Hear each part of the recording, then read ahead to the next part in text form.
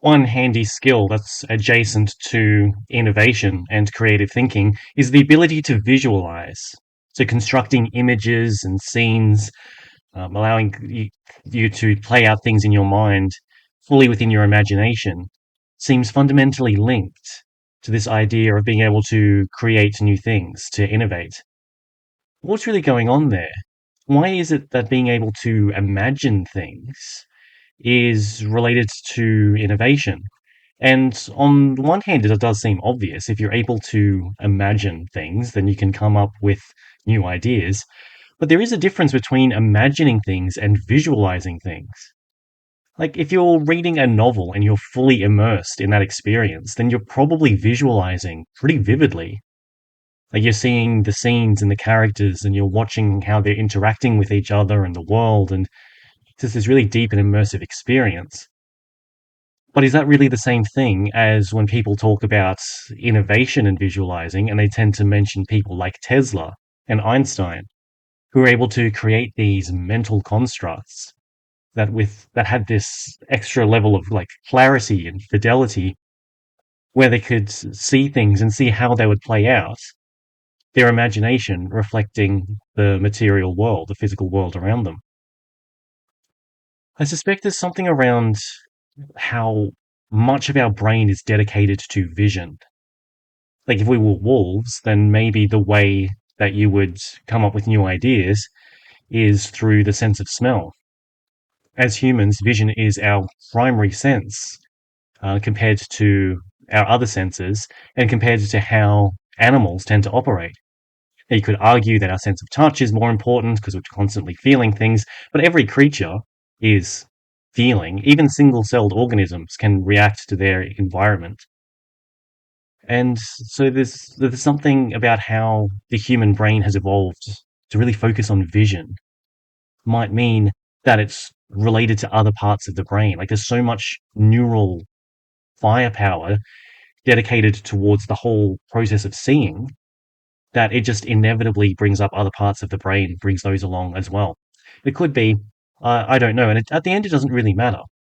Because what does matter is that visualizing does seem to work. Being able to see things does seem to improve your ability to think of new ideas and to see through the consequences of things. It's quite a useful approach.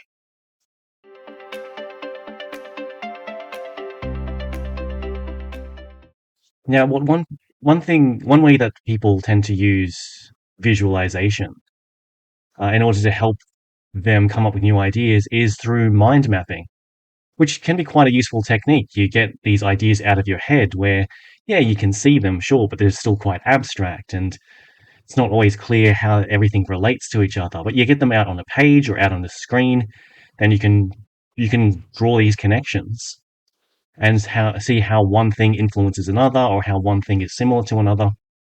Because the cool thing about vision, if you think about how the senses work, something like auditory, so your hearing, is very much in a sequence.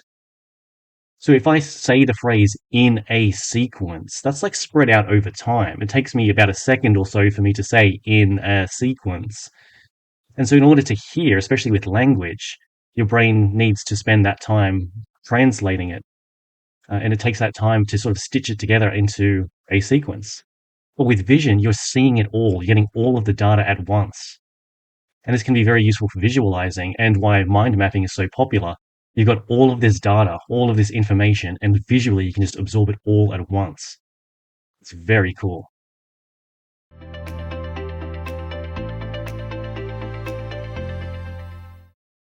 But if you're wanting to visualize things, you are able to take things a step further than that. You can even do even more than simply just see things. And there's something that a lot of like really creative, really innovative people have experienced. A lot of people who experience it don't even know that they're doing something special because it just feels like a normal way of operating. I myself noticed that my brain works this way long after I came across this idea. And the concept is to do with synesthesia. So this is where your senses sort of merge and overlap and sort of crossfire with each other. So like classic examples being you hear a particular note, and you automatically and involuntarily see a particular color. And so this symphony paints this rainbow, and people with that particular synesthesia talk quite poetically. The cool thing with creativity and innovation is if you have visual and kinesthetic synesthesia. So you see and you feel, and those senses sort of overlap and influence each other. It's very common amongst creative and innovative people. Because it's as if we can see things in our heads. And even as we're seeing them, we're also feeling them in our bodies. And so you can imagine a business or an invention or a network of people or the flow of a story. And even as you're seeing it, you can get a feel for whether that works or not. It feels smooth, or it feels off, or it feels calm, or if it feels edgy. There's a lot more data in your system telling you about what this actually is and how it works. And the more information that you're able to bring into the creative process like this, the more innovative you'll be. Now, synesthesia is not something that everyone has, but it is something that you can develop. I won't go into how to do that here. If you're interested, feel free to reach out and I can guide you through some processes. But for now, just really keep that in mind, that the ability to both see and feel at the same time, for those two senses to overlap, allows you to explore ideas in a much richer and deeper way.